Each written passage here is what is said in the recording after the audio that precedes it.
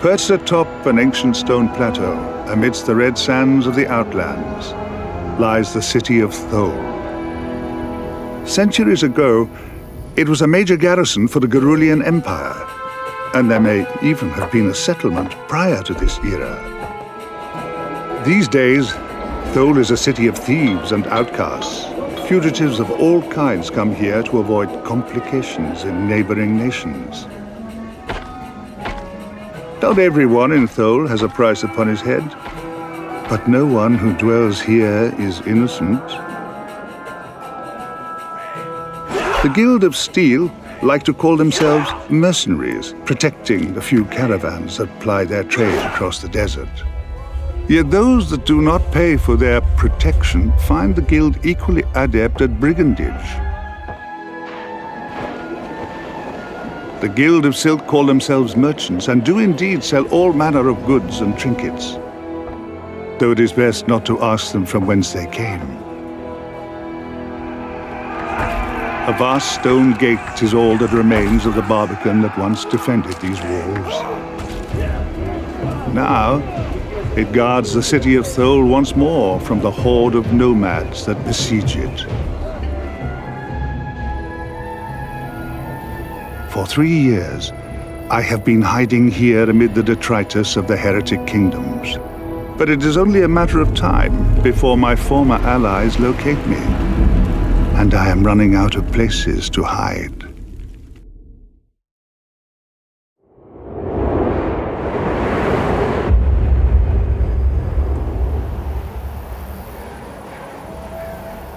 The blasted plains of the Outlands, perhaps the most desolate place in the heretic kingdoms.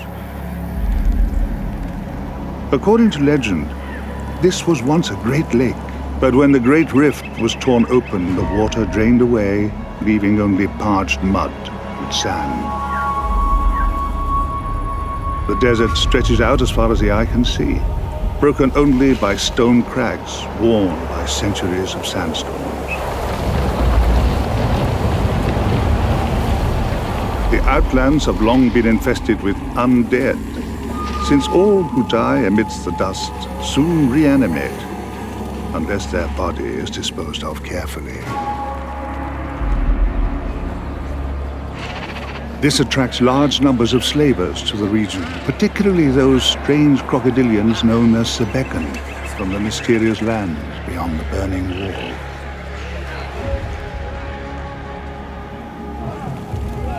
From the Tholian plateau to the oasis at the foot of the Jagged Peaks, the Outlands are rife with perils that beset the unwary.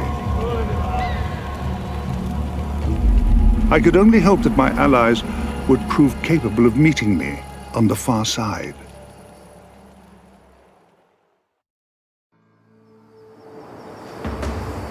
The Jagged Peaks stretch from the borders of Corwenth to the Eastern Ocean, 1,000 leagues hence. The mountain range protects the northern borders of the wolf tribes of Taymuria, but they rarely set foot in its passes. From the Outlands to Taymuria, only one route can safely be trod: Broken Spear Pass.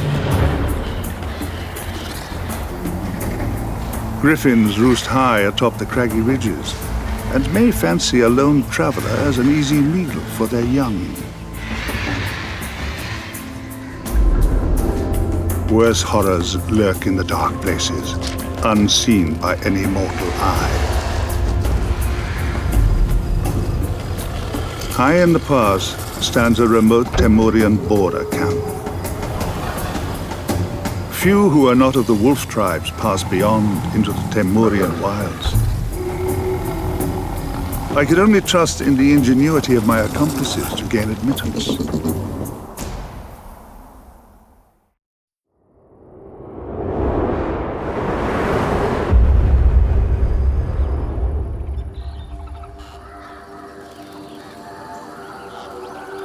The wilds of Taymuria have long been a dangerous place for any traveler.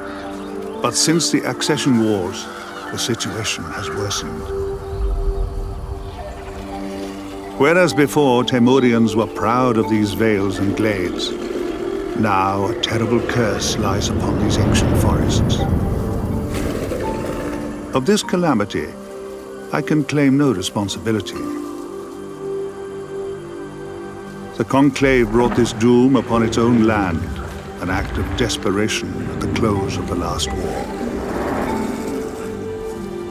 My sole expedition across the Taymurian wilds was challenging, even for a superior mage such as myself.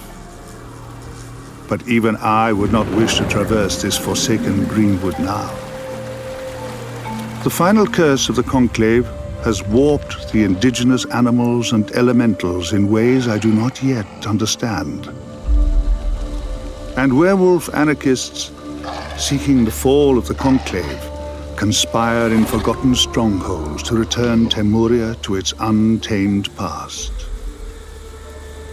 With Zar as their guide, my allies might just be able to reach the city of Duratir.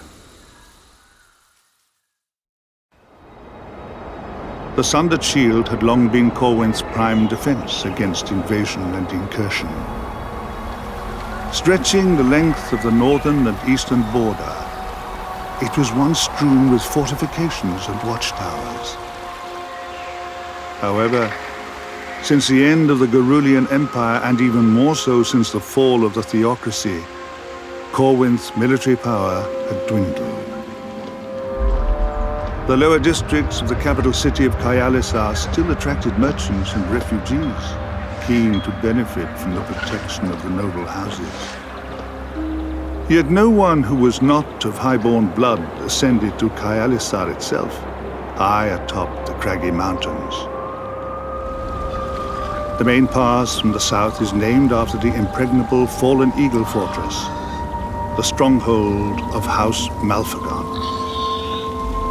Yet with the Lord Protector slain, and his only heir too young to take his place, the Malfagons were no longer able to protect the pass. With my allies now returning from beyond the heretic kingdoms, their arrival would surely not go unnoticed by our enemies. The city of Kyallisar has been rebuilt so many times, it is often impossible to tell from which era its buildings originate. Is that castle really a survivor from the Garulian Empire era? Or simply a reproduction of an architecturally similar style? Sometimes it's impossible to tell. Since the sacking of Kyallisar in the Accession Wars, however, the city has undergone a major renovation. The noble houses have been forced by the total destruction of the upper city to rebuild the plaza in its entirety. Each time the city rises from the rubble, it rises higher. Where other nations would look at the impossibility of constructing a city amidst the high peaks, the nobles of Kyallisar see the challenge and find it impossible to decline. The balance of power is held at this time between two houses. House Malfagon, the seat of the Lord Protector, where Prolocutor Tiberius graciously rules as regent. House of the Eagle, one of the oldest families, now in the shrewd hands of its matriarch Cyrene Acta. Only the power brokering of House Zoftig, the Courtesans Guild, has held the uneasy peace in Kyallisar in recent years. But for all the bickering of the noble houses, no one doubts that the real power lies with the Inquisition and the Pentanera that control it. What would I not give to gain back my library and the Civil Mage's Villa? But alas, I must trust in my allies to learn what our enemies are scheming.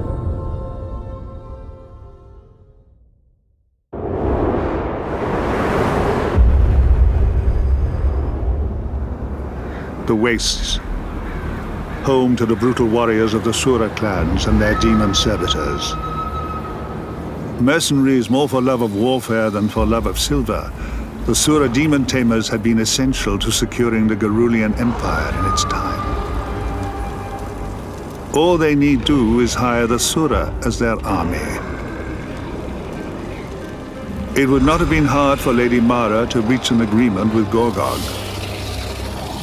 The Razor Feather clan hated their emancipated slaves, the Ishkai, and longed to wreak vengeance against them.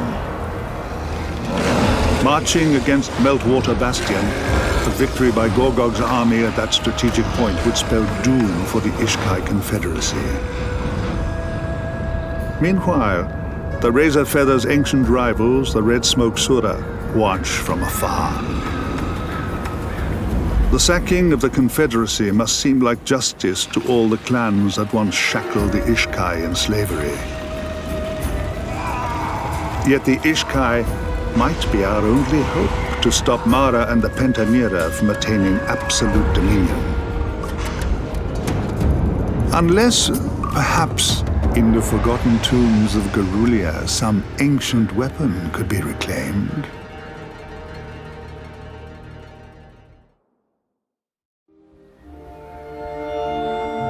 I tire of waiting. I was never one for patience.